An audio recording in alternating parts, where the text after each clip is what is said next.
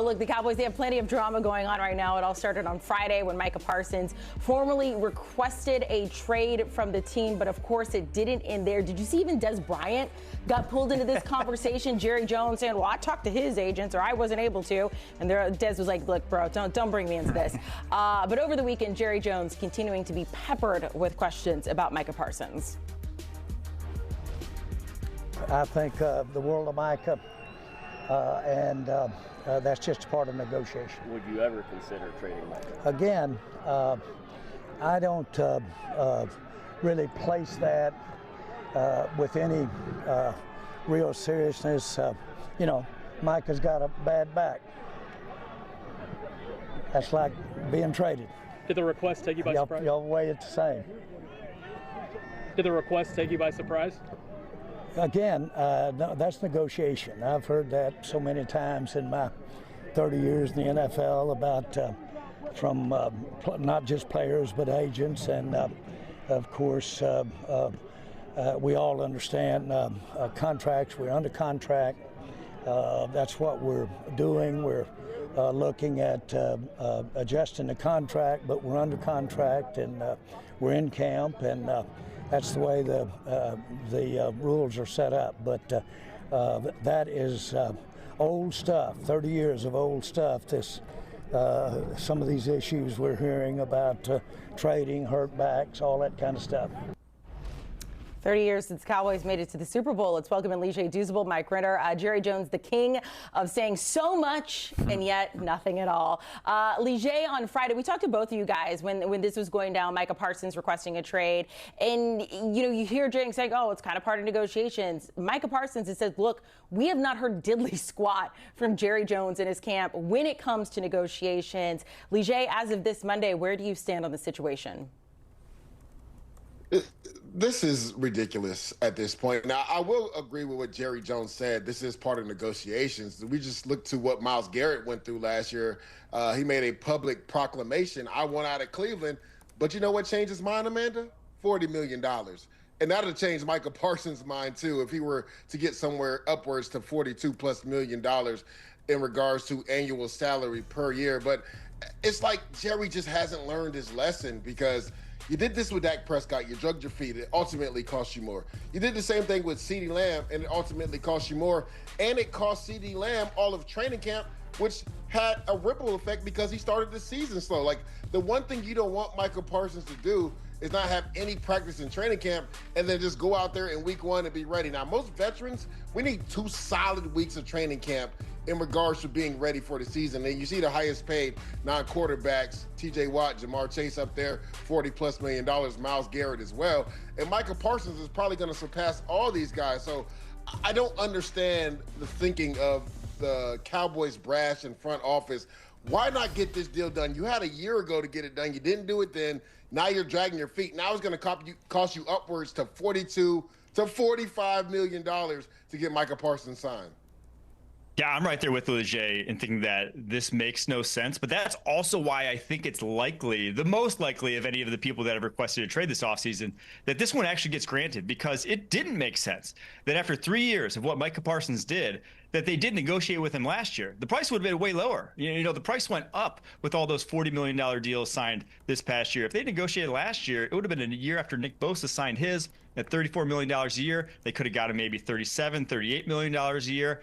And it would have been cheaper than what they're having to pay right now, which would be in the $42 million a year range. So just given how the price continues to go up with each passing day and where the Cowboys cap situation is and who Micah Parsons is, and the fact that he's not just going to take a little bit less for that hometown discount or even, even relent on any language that might make it more likely for him to get cut in the future, he's not going to do that. He's going to want guarantees. And because of all that, I'm not sure the Cowboys are in the spot in terms of their cap situation to do all that. Mike, I was listening to Pushing the Pile on the way into work, and you guys were, because Lige, to your point, where all of us were wondering, like, why does Jerry Jones do this time and time again?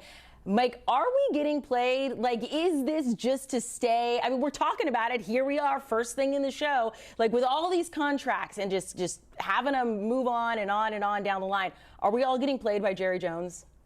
I floated out the conspiracy theory on the show that this is for the content, that Jerry Jones is actually pushing out these contract details because he knows then he dominates, which he is right now. We're talking about it. He dominates the airwaves. If he holds out until next season, until next spring, and they franchise tag him, guess what? We're going to be talking about it all next spring about what are they doing? Only franchise tag Micah Parsons, the way we did one with Dak Prescott's contract, the way we did CeeDee Lamb's contract. So maybe he has a galaxy brain move here, but it's not the way you win championships. It's the way you get headlines. Yeah, Jerry Jones knows exactly how to play to the media. I brought this up a few weeks ago, Mike. It was a pleasant surprise, Amanda and Mike, that we weren't talking about the Cowboys for once in the offseason. Like, they had been moving in silence. Dak Prescott looked more lean than he ever looked before. A lot of energy, bravado going around the Cowboys brass. And because of the Philadelphia Eagles and the Commanders, nobody was talking about him. Well, Jerry Jones said, enough is enough. I'm taking a blowtorch day one of training camp. I'm going to alienate my best player on the team. I'm going to throw a shot at my best corner and my starting right tackle, just so everybody could talk about it. So Jerry just doesn't do anything without thinking. He knows exactly what he's doing, and he knows that everybody's going to be talking about the Dallas Cowboys. And yes, it ultimately will cost him more, but the longer he drags his feet with Micah Parsons, people are going to talk about the Cowboys, which, to Amanda's point, here on a Monday, that's what we're doing. I can't decide if it's like middle or youngest child energy coming from Jerry Jones right now. Let's move on. We're going to take a look around the NFC East. Let's go to the Commanders. Another trade request coming from wide receiver Terry McLaurin. It is a much different tone there, though. Dan Quinn saying, look, we're emotional about this. It is business. He also had an update, Terry McLaurin on the PUP list, dealing with an ankle injury. Here's more from Dan Quinn. Not a timetable. I think you'll see the on-field work, and then we'll progress from there. So once you get a good bit of on-field work, really hard routes, decelling, stopping, that's the hardest part. Not, straightaway speed, but mostly for receivers, that decel, that's the comeback, that's the in-breaking route. And so that's most of it for wideouts and for DB. So when that hits the spot, then I'm expecting then that to turn quickly. Okay, all that good news. Would like to see Terry McLaurin off the PUP list, but still we are dealing with a trade request. Mike, where do you stand on this Monday with him? I think the Commanders are just going to call his bluff and say, hey, you're under contract here. I know it's the last year of your deal, but we are now a better run organization than the Dan Snyder years. We're going to go about our business the way that well-run organizations do, which is to say, we're not going to give a monster deal to a wide receiver who's about to turn 30. They know the history. They know that the landscape of the NFL, and in recent years, guys like Nuke Hopkins, who was 31 when he had his last 1,000-yard season, Julio Jones was 30, A.J. Green was 29, Amari Cooper was 29, Cooper Kupp was 28. The wide receiver age curve is getting younger and younger in terms of effectiveness, with the game being more speed-based. So this was the same age Davante Adams was when the Packers traded him away and said, we're fine moving on and getting younger. I think that's ultimately where the Commanders want to go. But now for this season, you obviously want him there. So they want him for this year. And then after this year, they say, hey, you've been a franchise legend, but we're just not going to pony up that kind of money. Well, I would be rare if I'm the Washington Commanders, because it's not just what you get for Terry McLaurin on the field, and you know this, Mike, it's the intangibles off the field. Like, Terry McLaurin has been the one constant of things to praise when it comes to the Commanders until Jaden Daniels got there. Let's not forget, 5 straight seasons with over 1,000 yards, and you go back to his rookie year, Mike, over 900 yards. He played with 8 different quarterbacks. What receivers in the league are putting up that type of production with that much influx at the quarterback position? I go back to his rookie year when I believe they won the division with a losing record. That's when it was called the NFC East. And right before the bye, Terry McLaurin speaks to the team, and he says, guys, remember this feeling. Let's continue to have this feeling. They were just coming off a win. He said, but make sure you handle your business during the bye. Work your body out, get your mind and your body ready to go on this stretch run. And this wasn't a first-round pick. This wasn't a second-round pick. This was a third-round rookie speaking in front of the whole team. And Ron Rivera was just so surprised that he was like, go ahead and break it down. Well, just to talk about the intangibles, the very next week, as a rookie third-round pick, they made Terry McLaurin a captain. That lets you know how beloved he is in that locker room. We also talked about Jaden Daniels, right? You don't think he wants to continue that synergy with Terry McLaurin? We just saw the list right there. He was second in the NFL in receiving touchdowns behind only Jamar Chase. Again, 5 straight 1,000-yard seasons with inept quarterback play, played with 8 different quarterbacks. So if I'm the Commanders, I would try to figure it out. I hear what you're saying, Mike. He is turning 30. But if you also look at DK Metcalf, same draft class. He got over $30 million, and they're very comparable. Yes, DK is 2 years younger than him, but they've played the same amount of years in the NFL. Yeah, and to your point, look, Jaden Daniels might be the leader on the field, but he is still only entering his second season. You need that veteran presence there. Let's go to the Giants training camp as we continue to hop around the NFC East. Head coach Brian Daboll is entering on a warm to very hot seat. I'll let you guys talk about that. Interesting decision, though, that he kind of has to make. Look, signed Russell Wilson on the one-year deal. In comes rookie Jackson Dart, and apparently has been lighting it up at camp. Lige, Brian Daboll taking a look at his quarterbacks. How careful does he need to be about his decisions moving forward? And that's the biggest question mark for me is like, when are we going to see Jackson Dart? I know Russell Wilson is starting, and he looks good right now throughout training camp, but Jackson Dart is the future. And you heard their owner come out, John Maurer, at the end of the year and say, I better be in a better mood than I am right now this time next year. And to me, that's going to be tied with that young man on the screen right there, Jackson Dart, because he is the future of the franchise. Say Russell does start the season off, and they have a gauntlet of a schedule to start, and they go 1-4, but Jackson Dart comes in, and they play adequate football, and maybe they go 500 down the stretch.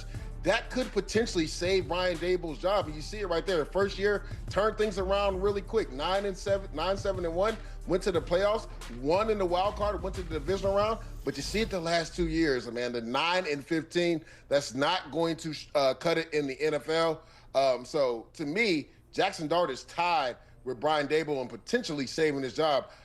I'll be interested to see when he actually takes over as the starting quarterback for the New York Giants. When, not if, from Lige Douzable. By the way, Giants-Bills Saturday afternoon in their preseason game. All right, finally, we got the Eagles. There's all this drama at the other ones. I don't know if you guys saw it on social media. The Eagles are doing grounding exercises at training camp. They're in their bare feet in the grass. They're like dancing around. New OC Kevin Patullo after Kellen Moore, left to be the head coach in New Orleans. Here's more from him on how things are going at training camp. We're doing a lot. We're putting the guys in a lot of stressful situations. We're challenging them a lot with formations and different things we're doing in concepts. So they've got to handle a lot each day. So, ultimately, the more we practice, the more that stuff will come down. But we've really pushed them to try to challenge their mental game and the physical side and putting it together on the field. And we're moving guys around a lot. So when you do that, that stuff can happen. The more we go, the more it'll come down, as we know.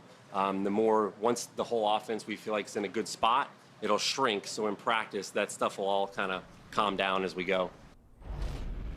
Taking a look at the coaching position here, Mike, I mean, they promoted from within, so he is familiar with the situation. The last time they did that, though, Brian Johnson, that did not work out well. Kevin Patullo is also going to be call playing, which is a new position for him as well. What do you think we get from him in this Eagles offense? Yeah, that's the biggest question mark, right? Because I go back to 2023 when they were coming off Super Bowl appearance, and you had some infighting in that team. You had issues at guard, at that right guard position that's up for grabs now.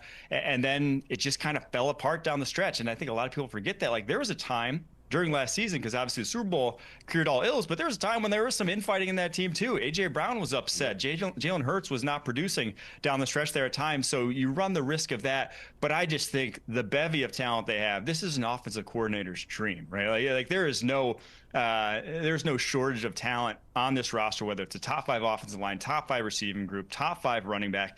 It is all there. That just, you're a kid in the candy store for Kevin Patullo, that if you want to get creative at all, and it sounds like he is going to formationally in a way that Kellen Moore just flat out really didn't a year ago, I think it's going to work out pretty well. But that's where you got to be smart too, Mike, right? Because playmaking, it's all about rhythm and understanding the strength of your team. And I think Kellen Moore, people tend to forget, like you said, because they won the Super Bowl. They started off the season 2-2, and they were struggling on offense, trying to figure out what their identity is. And then they figured it was the offensive line and Saquon Barkley. And then from there on, they took off on that offense. So if you're Kevin Patullo, don't need to reinvent the wheel. We saw, to Amanda's point, Brian Johnson got the promotion. It didn't work out when he did it. So if you're Kevin Patullo, this is your first time calling plays. Lean on that offensive line. Lean on Saquon Barkley. Throw some of your own wrinkles in, but don't reinvent the wheel. That was an explosive offense for a reason last year. Just keep doing what they're great at. And hopefully Nick Sirianni, he did say, what was like a couple weeks ago, he said, the key to our success is doing ordinary but better, which is what they have been doing. That's why they won the Super Bowl. Guys, we appreciate it. So preseason games getting underway. Taking a look at the games in the NFC East. Eagles and Bengals, that is Thursday, so your first one.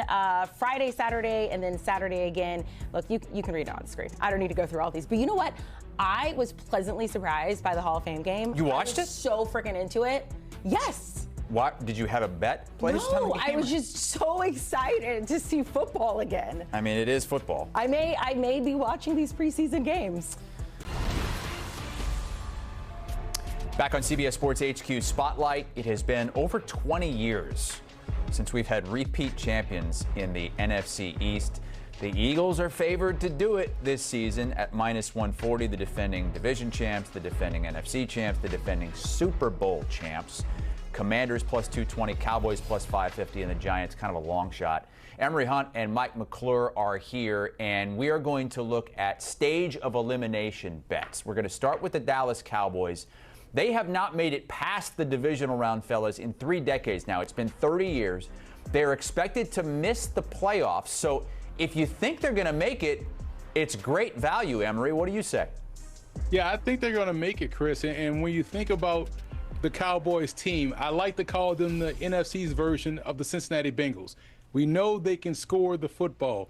Can they stop anyone from scoring? That is a big question in Big D this year, especially against the run. They're banged up in the secondary right now as they're working some guys back from injury. But offensively speaking, when you bring in a George Pickens to an already stellar receiving core with CeeDee Lamb and Devontae Turpin and Tolbert and what they have at Ferguson in tight end position, they can really push the pace on offense and put a lot of strain on opposing defenses. They're going to need their offense to control the tempo and control the pace of the game, because you don't want to put that defense on the field that has issues in stopping the run. So we'll see how it plays out. And if they get Micah Parsons signs, that's an even better sign for their defense moving forward. But right now, I have them losing in the divisional round because of the NFC being such a stacked conference at the top. You know, Emory, I love the comparison to the Bengals in the AFC. I ultimately missed the playoffs, though, here. I think it's another year of a missed playoff. And my concern is exactly what you laid out. And we know what they can do offensively. They typically have these abilities to, have good fantasy players, for instance, like CeeDee Lamb. They'll put up points offensively because their defense puts them in a position where they simply have to.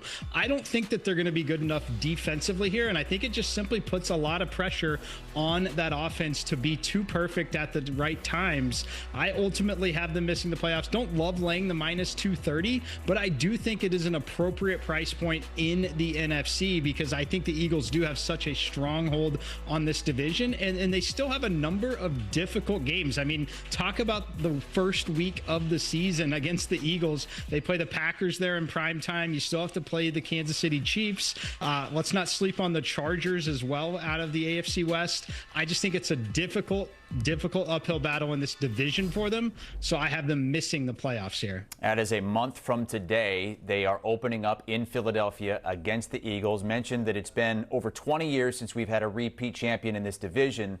But it's been over a decade since we've seen an NFC team make back-to-back Super Bowls. The last team to do that, Pete Carroll and Russell Wilson's Seattle Seahawks in the year 13 and 14. And when you look at the odds, Mike, shorter odds for this team to win the Super Bowl than to lose it.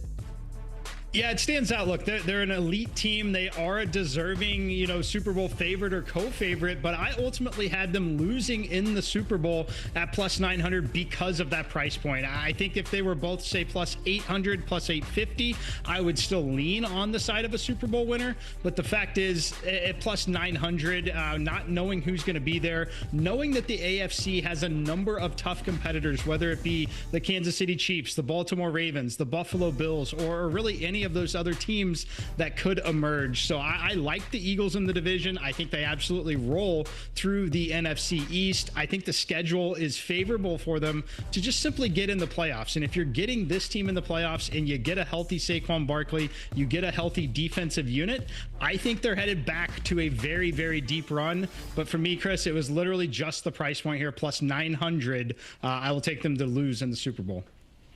I got a script already. I'll tell you in the Super Bowl. It's going to be Eagles and Ravens. So the Ravens going to beat the Eagles in the Super Bowl. That's why I like that price point at +900. The reason why I like them to get back to the Super Bowl, guys, is because they do roster construction and roster building the right way. They treat it like a college football program. They always draft for a year ahead. So when we're watching the Eagles dominate in the trenches on both sides of the ball, we're watching them dominate at wide receiver in the secondary. They've already drafted guys that, hey, maybe this contract is up. Maybe we can move off of this guy. And people say, wow, they lost all of these players. But then come the other season, you're like, wow, so-and-so stepped up. This guy stepped up. That guy stepped up. That's just great roster building. And it starts in the NFL draft where we're always saying, man, how does Howie Roseman do it again? How does he keep getting away with this? And because he understands how to develop talent, how to cultivate talent, it makes the job for these coaches a lot easier. So when you project forward, this team will always have someone ready to go, chomping at the bit to get on the field. It creates that constant competition, which is why they're so hard to beat in critical situations of the football game. So I like them to get through the gauntlet of the NFC. But like I said earlier in my predictive skill set, playing the Ravens in the Super Bowl, they lose that game. Yeah, I'm looking at the Super Bowl logo because we can always tell who's going to play by the colors in that. There is purple, and there is a little bit of green, but there's a lot of other colors, too. There's like yellow and pink and all that. Ravens? But, Ravens are the purple. There is some blue here. There is some blue for the New York Giants, but come on, let's be honest here. This is more about like which week they'll be eliminated than a stage of elimination play because they are minus 1,000, Emory, to miss the playoffs. That's foul, man. Like, they making you play that. Of course, I'm going to lay the 1,000 for them to miss the playoffs. Like, guys, I don't know if you know this, but I've been at Giants camp since mini camp, OTAs. I just got a training camp this morning. That's why my melanin is popping, been out there in that sun all doggone day. But here's the thing about the Giants. They'll be much better than people give them credit for. This is a football team that can win 8 or 9 games.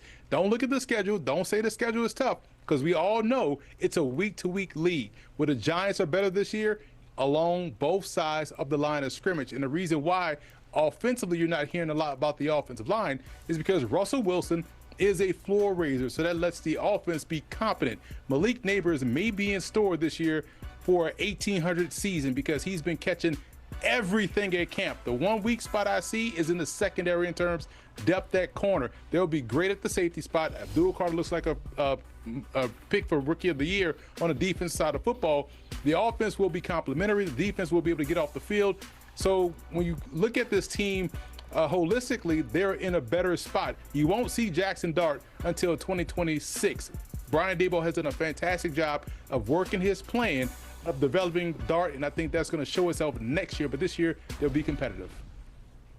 I'm right there with you. I missed the playoffs minus 1,000. Emory, you mentioned it was a week-to-week league, and I absolutely agree with that. The stage of elimination here, we should be talking about which week will you no longer even be able to bet them to miss the playoffs. When will that number be off the board? For me, I think it might be by week 8 here. They have a very difficult schedule. Week 14 is when they catch that bye, and they'll be far out of contention at that particular point. While I do like some of the moves they made, and while I do think guys like Neighbors will put up very nice years in fantasy, particularly a few weeks of the season in daily fantasy over on FanDuel. However, this team just not close this year. They're building for the future. They are not making the playoffs. I would lay the minus 1,000 here. They are the third biggest long shot to make the playoffs in the NFL, around 8-1 to get in. One more team here, and so far Mike only has one team in this division making the postseason. We finish with a team that some people are real high on, some people are low on, and Mike, I've already, as Emory has seen the key to the Super Bowl this season, I've already seen your play. Why do you think the Commanders are going to miss the playoffs around even money?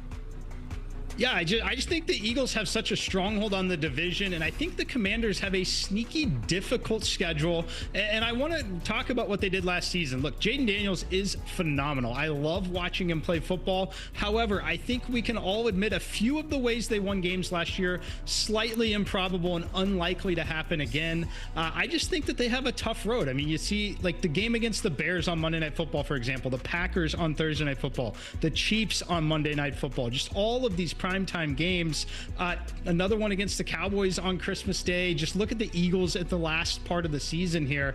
To me, this is a 9-win team. Their win total sits at 9.5. I went under on that. I think this division ultimately is a runaway for the Eagles and ultimately gives this division just one team in the playoffs. Give me the Commanders to miss at plus 105. I have them losing in the divisional round. I think when you look at the South and the West, you may only get one team, so that opens the door for a third team out the East, and I think that team will be Washington, thanks in part to their quarterback. I think that's the reason why they get to the playoffs, but ultimately succumb to divisional loss. Interesting. So Emory has 3 of the 4 teams making the divisional round in the final 4 spots in the NFC. Mike has 3 of the 4 completely missing the postseason, but both with the Eagles making the Super Bowl. Emory says it'll be against the Ravens. You can hear much more from Mike McClure on today's Early Edge podcast. He gave some MLB picks. He's going to come back a little bit later and give us some MLB plays and look ahead to the first tournament of the FedEx Cup playoffs on tour.